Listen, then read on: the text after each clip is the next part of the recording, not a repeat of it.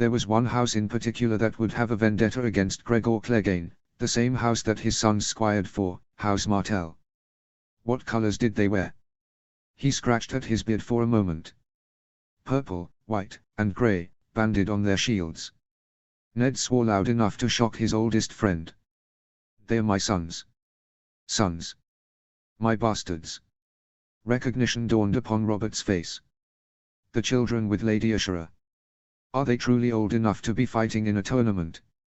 In Ned's opinion, they were not, but he had given full responsibility of the children to Ashura. It seems that they believe so. He laughed at Ned's gravity.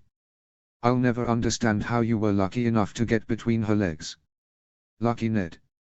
Two of the most beautiful women in the world and they chose you. Lucky was not the word Ned would have used to describe the path his life had taken. Caitlin married me because her father willed it. Ashura. He had felt like he was walking on air when he first met Ashura. She had been the bold one, and he had been shy. They danced together for hours. They talked, they laughed, and they kissed. There were moments when she was the most proper woman he had ever met and moments when she was completely scandalous. By the end of the tournament, they promised to wed and had made love at least 10 times. Ashura and I were young and believed that love was all that mattered. Married to the wrong woman. I never said that. I love Kat. She is a far better woman than I deserve. But she wasn't what you wanted nor what you were supposed to have, like me. Ned nodded solemnly, but did not truly agree. Yes, had everyone lived and married whom they were supposed to marry, then Robert would have married Lyanna, Brandon would have married Kat, and Ned could have married Ashura. In truth, Lyanna, however much Robert adored her, would never have married him. If Roriga had not come along she would have found someone else to run away with, of that Ned was certain. That was Lyanna, his beautiful, willful sister. Ashura and Caitlin were nothing like Lyanna. Between the two, Ashura was the more impulsive, the less proper, but she still understood propriety. He had only bedded her once they promised to wed. Caitlin was a duty, honor, and loyalty. She married whom her father chose. She did not complain when life was not what she had chosen. After so many years with Caitlin, it was her that he wanted at the end of the day, until the day he died. He would most likely have loved Ashura just as deeply, but that did not mean he had married the wrong woman. You have any other bastards in that frozen north of yours? He shook his head. How many times had Kat asked him that very question? No, I have 5 children with Caitlin and 4 with Ashura. He had not counted John, to his panic. I have not met Lucas, so I do forget to count him sometimes. How many are you up to? He questioned the king with a grin, and Robert burst out laughing. Only the gods know that answer, Ned. They spent the rest of the morning joking and reminiscing about their youth in the Uri. By the time Eddard arrived at the tournament, Sansa's attention was fixed solely upon the riders. Would his daughter adore the Mystery Knight as much if she knew that he was one of the boys her mother despised? He shook the thought from his mind as Jon took the field against Loras Tyrell. The Knight of Flowers was skilled, and won the adoration of the crowd with his silver armor which dazzled with sapphires. Jon's armor was plain and well-fashioned. It was his riding that took everyone, including Ned's, breath away. The boy rode his sand steed as though they were one with the wind. They struck blows on the first pass, but neither was unhorsed. Ned grasped the armrests of his chair so hard that it felt as though the wood was like to splinter. This was Lyanna's son, he did not want the boy injured. On the second pass, Jon hit Sir Loras's shield hard enough that his lance splintered and the Tyrell boy's shield cracked. Sansa gasped in fear. She adored Loras Tyrell for the rose he had given her, and adored the Mystery Knight for the sake of his being a Mystery Knight. They led their horses around for a third pass. Both men hunched low in their seats, holding their lances true. Jon hit his opponent's shield in the same spot as before, and the Knight of Flowers flipped backward off of his horse, landing on his back. Sansa held one hand to her heart and the other to her mouth, quite nearly in tears. Jon dismounted, gave a hand to the other boy, and Loras stood. The roar of the crowd was enormous, as the two men walked off the field for the next match. The match was close between Jaime Lannister and Sandor Clegane. The Hound rode hard and fast. Lannister rode just as well, and in the end it was the Kingslayer who won the round. Ned's stomach churned at the sight of the Kingslayer riding against Jon. What would Lannister do if he knew who the boy he was riding against really was?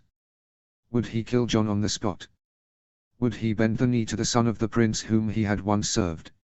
Ned wished that Jon had never come to King's Landing. His presence was dangerous, too dangerous. As the two men broke lance after lance against one another, Ned could see the ghosts who rode with Jon. With him was the impulsive spirit that inhabited Brandon and Lyanna. With him was Rhaegar's finesse. With him was Arthur Dayne's skill. With him was Oberyn Martell's training. On their sixth pass, Jon feinted with his lance, changing its positioning at the last moment and knocking Sir Jaime clean off his mount. The cheer from the crowd was deafening. As he had done with Sir Loras, Jon dismounted and offered his hand to his opponent. The men shook hands after Lannister was standing, and Jon removed his helm. The boy was grinning, and Sir Jaime laughed at the words which passed between the two. They walked together the stands. "A new Barristan," the bold Sir Jaime announced when they were close enough to be heard by Ned and Robert. "He has yet to tell me his name, but said that he had to unhorse me to avenge his younger brother." Jon's dark grey eyes shone his amusement. Ned could still see traces of the young boy he had met years before in his face. There were traces of both his parents in his face, though Ned knew what to look for to see Rhaegar in Jon. "My name is Jon, your grace," he told the king. "I wanted to win today for my father, your Lord Hand." Ned could see Sansa's eyes widen in shock as she looked between himself and Jon. Lannister's face was such a display of surprise that Ned wanted to laugh aloud. Instead, Ned stood and took a few steps toward the boy who called him father. "You rode well today, Jon. Where is your brother Arthur?" Jon grinned sheepishly. "With Lord Dondarrion. We were not supposed to leave Dorne, but we wanted to meet you. Aelys will be furious. Lord Dondarrion is Aunt Illyria's betrothed, and Edric is his squire. He noticed us yesterday, so we are staying in his tents. He would have sent us back to Dorne, but we told him that we would not leave before seeing you." With a laugh and a shake of his head, Ned embraced the young man. "It is a pleasure to see you. Sansa, I would like you to meet Jon Sand, one of your half-brothers." The girl stood, and gave a polite curtsy. "It is a pleasure to meet you, again. You and Arthur ride well." He gave her a bow. "You have my thanks, dear sister. My brothers, sister, and I have looked forward to meeting our northern brothers and sisters for many years." She stared wide-eyed at him for several moments before forming a reply. "We do not speak much of you at Winterfell. Mother gets angry. Sometimes father allows us to read letters that each of you has written. Will you and Arthur participate in the other competitions today?" The fear that had been subsiding gripped Ned's heart again, when Jon affirmed her question. "We both plan to participate in the archery and melee competitions. Arthur is the best archer in Dorne, and I have yet to meet a better sword than myself," Jon boasted. Sir Jaime, who had moved beside the king, heard the boast and laughed. "Then you have not held a sword against me." A hint of anger flashed through Jon's eyes. "I bested you with a lance. Fight in the melee and prove those words." He gave a smile but shook his head. "Not today, but maybe one day we can spar against each other." "I will look forward to that day, good sir." Their words ended, and the whole assembly walked together to the archery grounds. Sansa stood quietly by her father's side, her revelry more subdued. Sure enough, Arthur Sand was the best archer of the day, narrowly besting a young man named Angui from the Dornish marches. To Ned's terror, and even Sansa's trembling, both boys competed in the melee. It was a long, brutal match. Fingers were broken, cuts were given, and the two boys who called Ned father swung their swords with ease. While many of the men grunted and snarled, the desert wolves laughed. Again, Eddard could see the ghosts who fought beside the boys. Prince Rhaegar and Sir Arthur Dayne, side by side, cutting down their foes. They fought well, but in the end it was Thoros of Myr who won the melee. Afterward, the boys were given seats at the feast, as victors of the joust and archery contests, as well as being the sons of the hand of the king. Eddard was certain that there would be issues with his bastards having seats at the high table, so their seats were arranged amongst the lesser guests at the feast. Upon having refreshed themselves, Ned and his 4 children withdrew to a private area to speak. Sansa and Arya were rather subdued throughout the feast. The knowledge that their half-brothers were present was rather distracting. Arya even forgot her pride over the bruise on her leg which she had received during her dancing lessons with Sirio. She picked at her food, anxious to meet half of the siblings which she had never met. What were they like? Did they want to meet her? Would they like a little sister who wasn't pretty, had messy hair, and could wield a sword? Or would they only like Sangza, pretty, perfect Sangza? When the feast was nearing its conclusion, their father asked them to come with him. They walked quietly behind him, knowing that he was leading them to their brothers. Arya twisted her skirt in her hands. The boys stood up from the table before they were close, and approached with smiles. Their father turned to introduce Arya when they were all together. "Jon, Arthur, I would like you to meet your youngest sister, Arya." The taller boy, Jon, resembled father, and herself. Arthur did not have the same long, stark face, but still somewhat resembled a Stark, more than most of Arya's full-blooded brothers and sister. "It is a pleasure to meet you, Lady Arya," Jon greeted with a smile. "I'm not a lady," she spat, quickly but not unkindly. Sangza looked mortified, but Arya could swear that she saw a twinkle in her father's eyes. The boys laughed. "She's our sister all right," Arthur chuckled. "She looks like you did when we were children. Although she is much prettier than you are." "Of course our sisters are beautiful," Jon replied. "From every account, our mother and theirs are two of the most beautiful in all of Westeros." Arya's eyes went wide. People never called her beautiful, with the exception of father, but he did not count. Sangza blushed prettily beside her, she was never one to avoid compliments. Their father cleared his throat.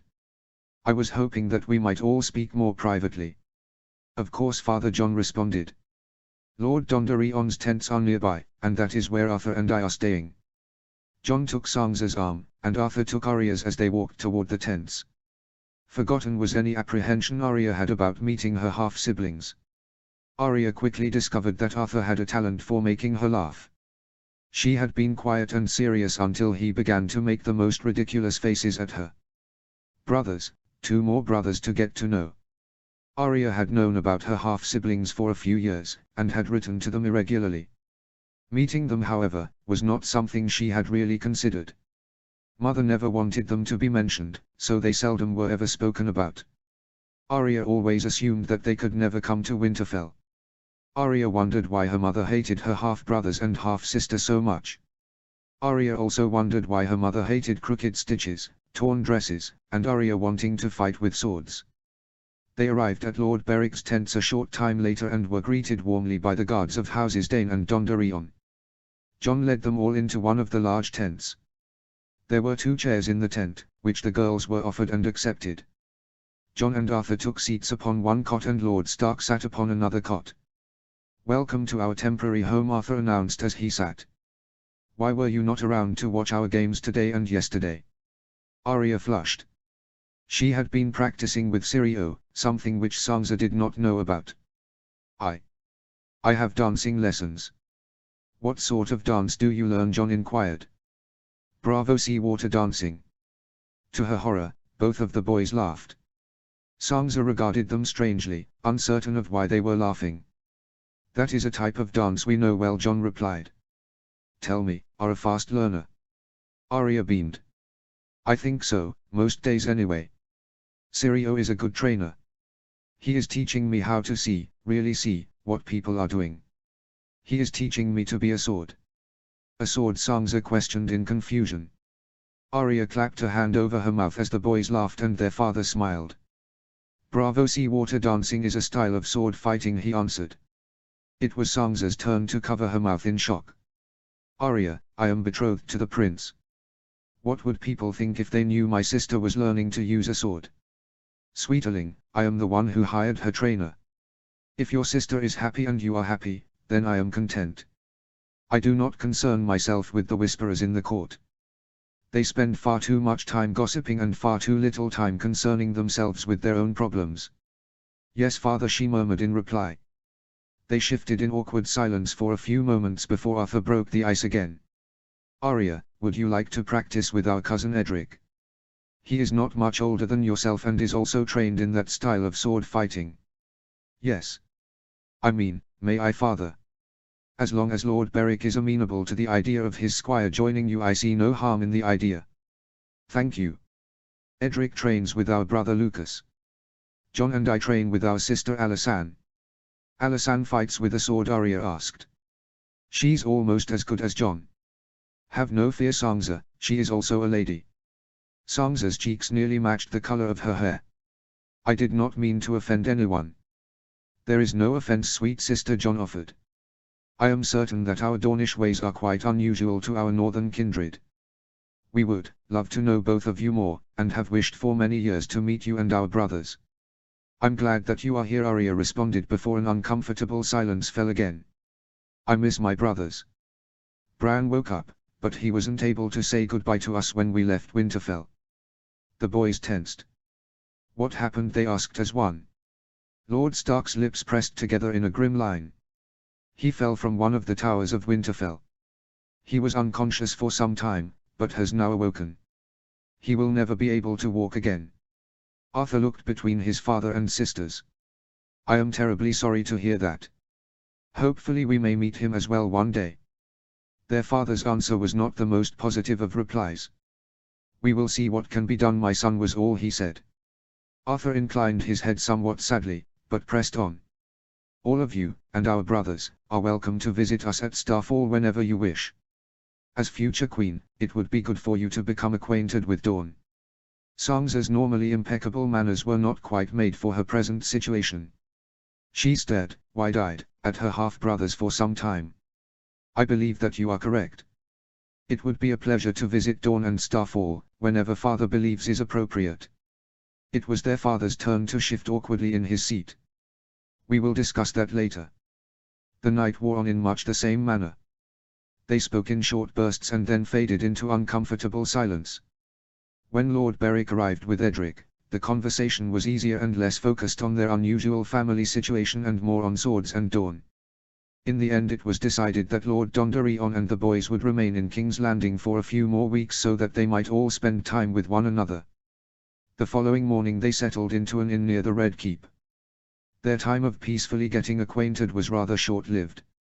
2 days after the Tournament of the Hand ended, word reached King's Landing that Tyrion Lannister was being held captive by Catelyn Stark. That same evening, Sir Jaime Lannister attacked Lord Stark and his men. All of men who had been accompanying Lord Eddard that day were killed, and Ned's leg was broken. If not for Lord Beric and Veon Poole, Arthur and Jon would have chased after Sir Jaime when he fled the city. Instead, they waited beside their father's bed until he awoke. Every day they trained harder than ever, and swore to kill the Kingslayer. They shared the midday meal as they had every year for nearly 15 years. While Ashera Dayne and Oberyn Martell ate many meals together throughout the year, one day of the year was different from all the others. Ellia's Name Day was their special day to meet with one another, to reflect and remember the one who had been taken from them. They always met in the same room that day of the year. The room was modestly sized, with a large balcony overlooking the orchards and the sea beyond. There was no room in Starfall that Elia Martell had loved more. Why did Ellaria not come with you this time? Ashera asked as she stirred her soup. Across the table sat Prince Oberyn, sipping wine from a silver goblet. He lowered the cup and sighed. She prefers to leave me to my own devices on this day. When you and I reminisce, she feels out of place. She does not share our history, and she never met my sister. Ashera bowed her head with understanding. I worried that she was more concerned with your affection for me. He favored her with a throaty laugh. She understands my ways, just as you do. Yes, but she is bastard-born and I am not. What would your sister think of what I am now, I wonder? She would bid us marry, of that I am certain. A woman with so many bastards. She smirked mischievously. To a man with so many bastards, a perfect match. They laughed heartily and he reached across the table to hold her hand. She should still be here with us. Her smile dropped, replaced by a tangible sorrow. I still miss her. I remember the first time the two of you came here. The way the three of us ran through the castle and orchards. I believe that our mothers were somewhere between amused and horrified at our antics. Then they sequestered us in here one day. She looked around the room, remembering their youth. I can still remember her laughter in this room. She loved the scent of the lemon trees mixing with the salt air. Even when we were on Dragonstone she would talk about how much she loved this room. We will avenge her soon. His black eyes narrowed. His voice was hushed and low. She pulled her hand from his and stood. She walked stiffly to the balcony, he followed behind her. You mean to use my sons to avenge her? She crossed her arms at her chest and stared firmly at the horizon. He ran a hand along her back, from neck to waist. Jon is not your son, he hissed in her ear. He is my son. I sang him to sleep. I kissed his bruises. I watched over him when he was sick. She turned to face him, eyes blazing. Do not tell me that he is not mine. He placed his hands on her shoulders and held her tightly. He will be our king one day. That has always been the plan. I have trained your sons to be warriors and they will fight the coming war. Their running away to King's Landing proves that they are ready.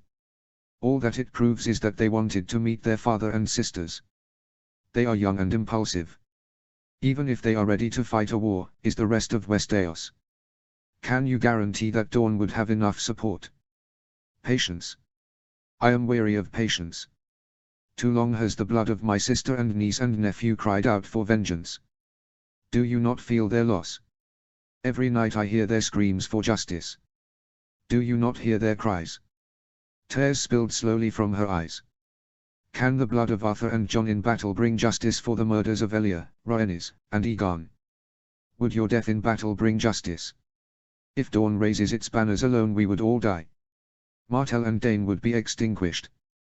Would not your precious Ned protect you and your children? He smiled cruelly at her and held her arms still, though she struggled to free herself from his grip. Her eyes narrowed. He would do his best. A man who has not seen his children or you in near a decade. Why you have so much faith in him I will never understand. He would have married me if the rebellion never happened. So he told you. How a man so boring charmed his way to your virtue. Stop it. You met Ned in passing 17 years ago. He was the only man I have ever met who wanted to know me. 100 men looked at me and only wanted my body.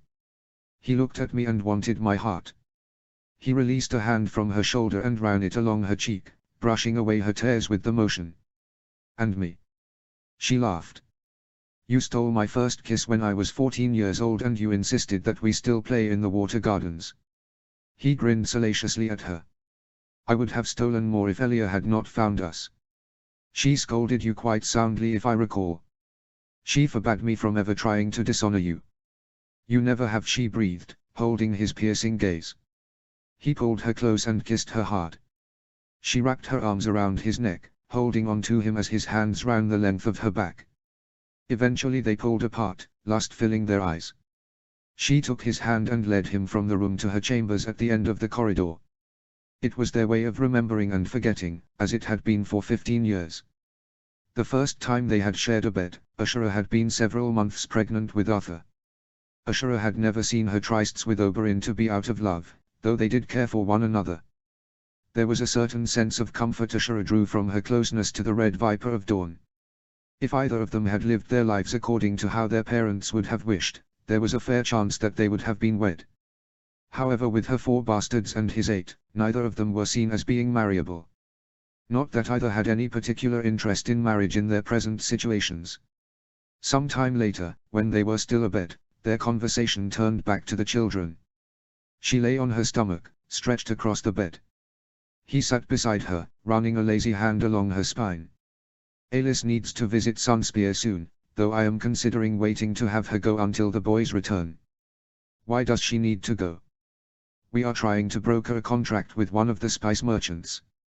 I allow her to handle most of the affairs of Starfall. Until Edric is of age and weds, or until she weds, there is much she can learn by overseeing the family business.